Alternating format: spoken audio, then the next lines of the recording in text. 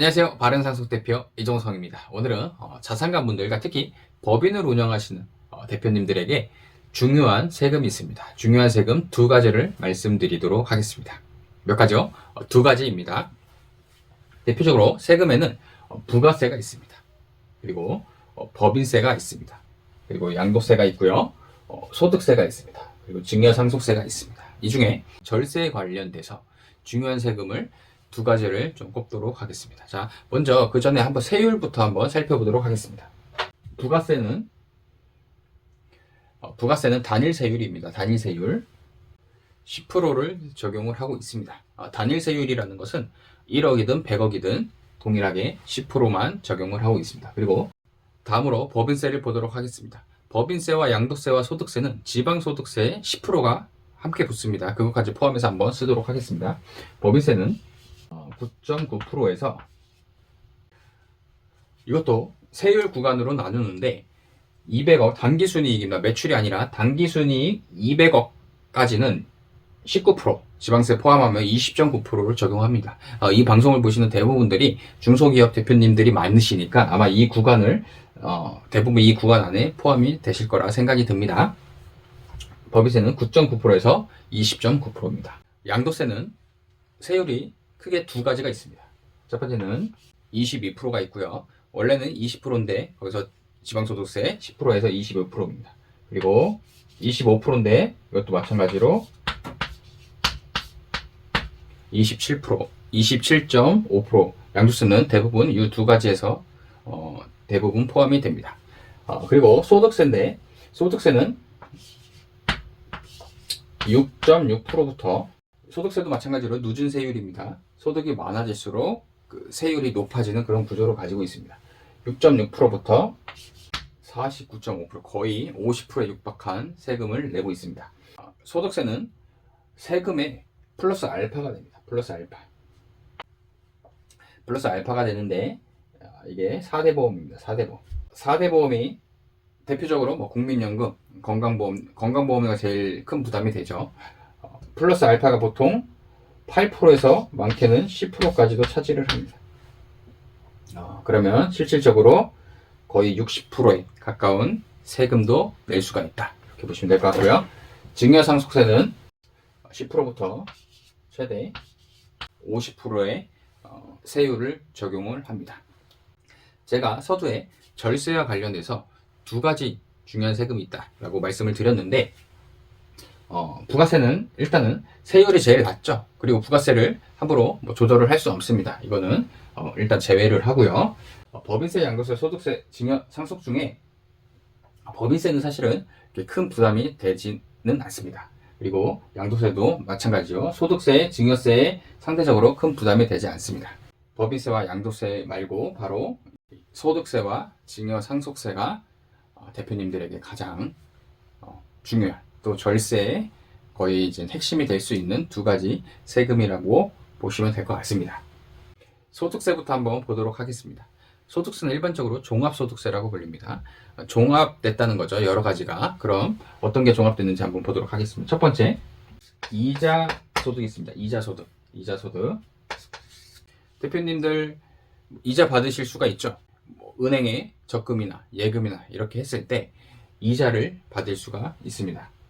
그리고 두 번째는 배당소득입니다. 배당소득. 배당 특히 법인을 운영하시는 대표님들은 주식회사이기 때문에 주식은 배당을 받을 수 있는 권리가 있습니다. 그래서 결산 끝나고 정기 배당을 통해서 또는 중간 배당을 통해서 배당을 받으실 수가 있습니다. 세 번째, 사업소득을 종합하게 됩니다. 법인은 법인세를 내기 때문에 얘랑은 상관이 없죠. 그러나 법인을 운영하시면서 개인 사업을 또 하신다든지 아니면 부동산 임대료를 받으시는 대표님들이 사실 상당히 많거든요. 그러면 그 임대 소득도 사업 소득에 들어갑니다. 네 번째, 근로소득이 합산됩니다. 근로소득. 대표님들은 회사에서 급여를 받습니다. 일반 직원과 마찬가지로 급여를 측정해서 그 급여를 받습니다. 그게 여기 근로소득에 들어갑니다. 그럼 이자, 배당, 사업소득과 근로소득이 합산됩니다. 연금소득이 합산됩니다. 우리 연금 받는 거 있으실 수 있죠. 그럼 그 소득도 종합소득세에 합산이 됩니다. 그리고 마지막으로 기타 소득도 합산돼요. 기타는 단발성으로 이루어지는, 예를 들어 내가 어디 학교에서 강의를 했다. 계속 일어나는 일이 아니라 가끔씩 어쩌다가 한 번씩 이렇게 일어나는 소득. 뭐 예를 들어 책을 냈는데 인쇄 소득이 들어왔다. 이런 것도 기타 소득에 포함이 됩니다. 자, 그렇게 1개, 2개, 3개, 4개, 5개, 6가지를 합칩니다. 종합을 합니다. 종합. 쭉 합쳐서 바로 이 소득세 2호 바구니에 담기게 됩니다.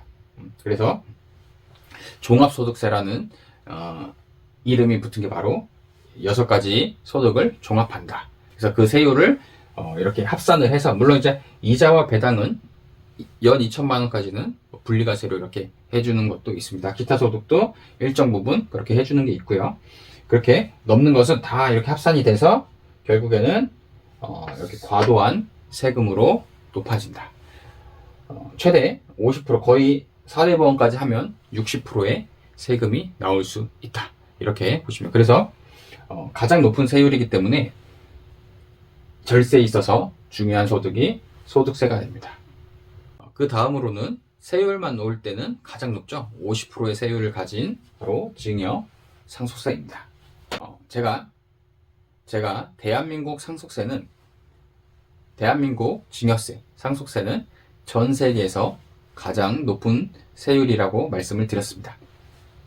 50%에 달하는 엄청난 세금을 냅니다.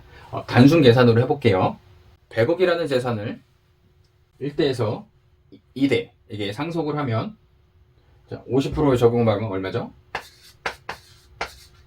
50억이 됩니다. 2대는. 3대는 그럼 얼마가 될까요? 50억에서 한 번 더 상속이 되면 25억이 됩니다. 100억이라는 자산을 상속만 했다는 이유로 50억, 또 한 번 상속이 이루어지면 25억으로 줄어들게 됩니다. 100억이라는 자산이 상속을 2번만 거치게 되면 4분의 1로 재산이 감소하게 됩니다.